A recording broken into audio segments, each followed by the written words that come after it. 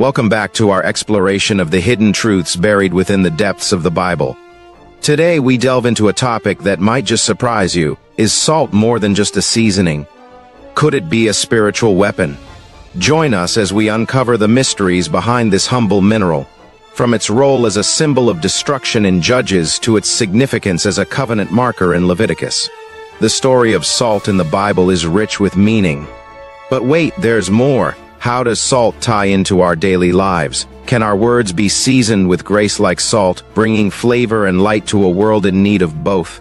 As we ponder these questions and more, we invite you to journey with us through the ancient wisdom of the Scriptures. Discover the transformative power of salt and our profound role as the salt of the earth. So, is salt truly a spiritual weapon? The answer may surprise you. Stay tuned till the end as we unravel the hidden truths of salt in the Bible and explore its timeless significance in our lives today. Don't miss out on this enlightening journey. Hit that subscribe button, like and share to join our community of seekers. Let's embark on this exploration together. Salt is mentioned over 40 times in the Bible, and Jesus even said in Matthew chapter 5 verse 13, "You are the salt of the earth." But if the salt loses its saltiness, how can it be made salty again? It is no longer good for anything, except to be thrown out and trampled underfoot. Jesus imparts a profound analogy, likening his followers to salt. He declares, "You are the salt of the earth." This metaphor carries layers of meaning that resonate deeply with the essence of Christian discipleship. Salt in ancient times was valued not just for its flavor-enhancing properties but also for its preserving quality. Similarly, as followers of Christ, we are called to bring a distinctive flavor to the world around us. Our lives should be seasoned with love, compassion, and righteousness, enriching the lives of those we encounter. However, Jesus issues a cautionary reminder, but if the salt loses its saltiness, how can it be made salty again? Just as salt that has lost its taste is rendered ineffective. If we as believers lose our distinctiveness and compromise our values, we risk losing our impact on the world. Jesus warns that salt that has lost its saltiness is no longer good for anything, except to be thrown out and trampled underfoot. This serves as a stark reminder of the consequences of spiritual complacency and compromise. As the salt of the earth, we are entrusted with the responsibility to bring light, hope, and transformation to a world in need.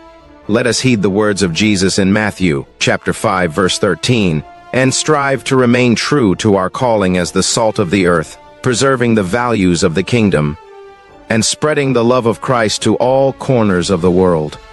Salt in ancient times was not only a seasoning but a symbol of purity, preservation, and even warfare.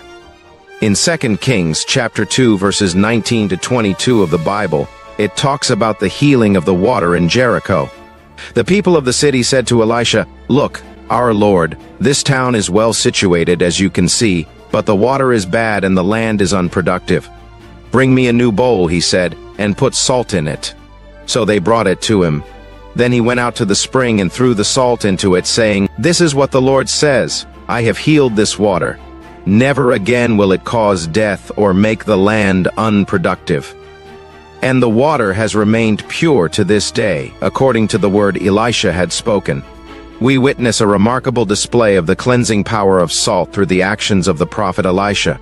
Confronted with a contaminated water source in the city of Jericho, Elisha takes a bold step by casting salt into the waters. The seemingly simple act of adding salt to the water serves as a powerful demonstration of purification. Just as salt has the ability to cleanse and preserve, Elisha's use of salt in this context highlights the transformative and purifying nature of this humble mineral. The story of Elisha and the contaminated waters not only showcases the physical cleansing properties of salt, but also carries a deeper spiritual symbolism. It serves as a reminder of the transformative power of God to purify and renew that which was once tainted and impure. In a world marred by sin and corruption, the story of Elisha using salt to purify the waters of Jericho serves as a poignant illustration of God's redemptive work in our lives. Just as salt has the ability to cleanse and preserve, God's grace has the power to purify our hearts and souls, restoring us to a state of wholeness and purity. Let us draw inspiration from the story of Elisha and the cleansing power of salt, remembering that just as salt purifies and preserves, we are called to be agents of purification and transformation in a world in need of God's redeeming love. Yet, salt also symbolizes unity and covenant in the Bible. In Leviticus chapter 2 verse 13 states, "Season all your grain offerings with salt. Do not leave the salt of the covenant of your God out of your grain offerings. Add salt to all your offerings."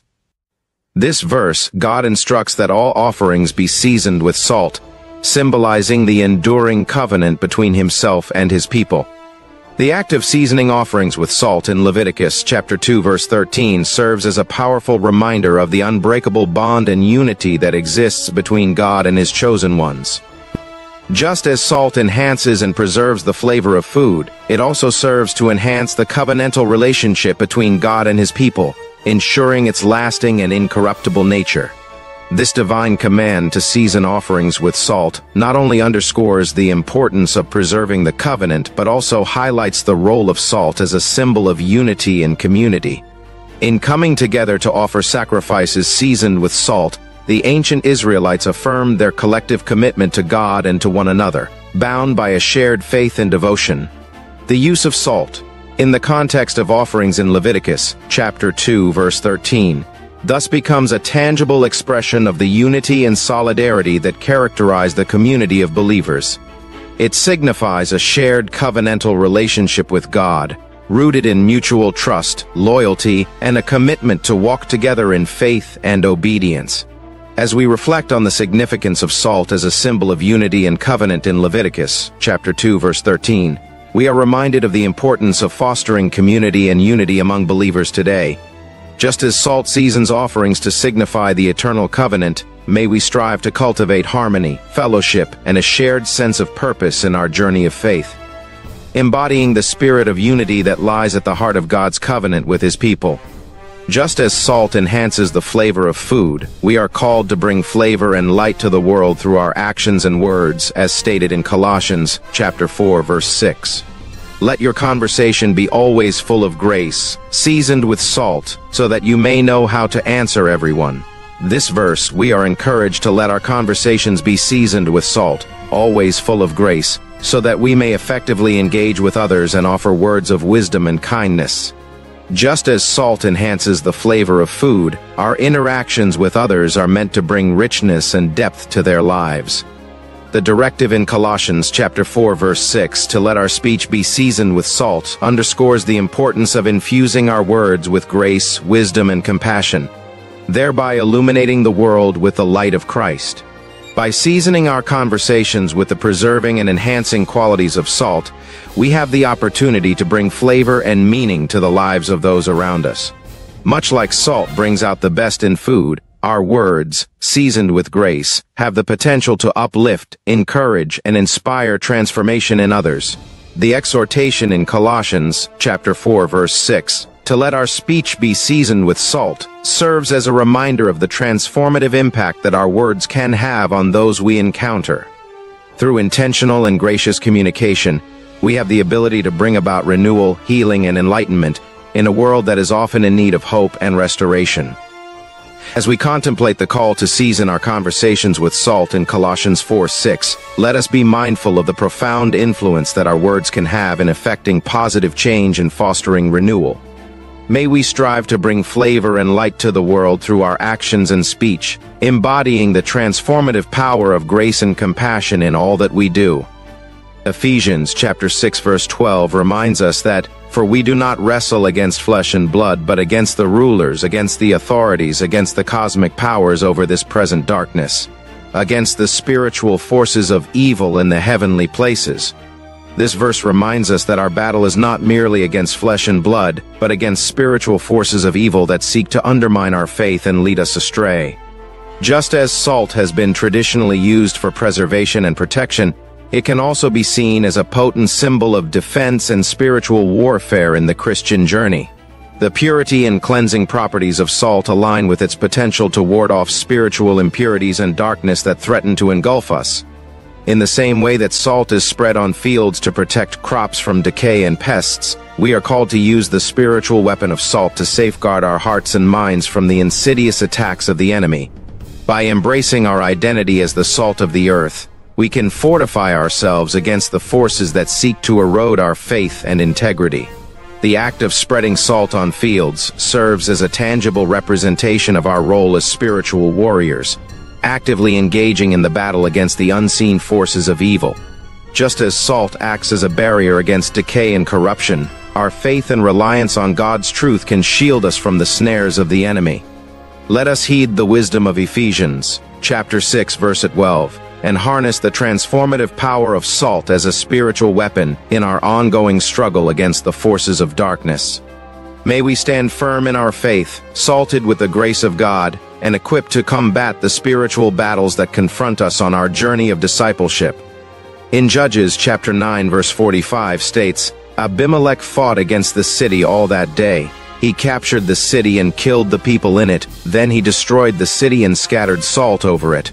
In this verse, Abimelech employs salt not for preservation or protection, but as a tool of destruction, using it to devastate the fields of Shechem. The act of using salt to bring barrenness and desolation to the fields of Shechem serves as a stark illustration of the potential harm that can be wrought when salt is misused or weaponized. In this context, salt ceases to be a symbol of preservation and instead becomes a harbinger of ruin and desolation. The story of Abimelech's destructive use of salt in Judges, chapter 9, verse 45, stands as a cautionary tale, reminding us of the dual nature of this mineral, its capacity to both preserve and destroy.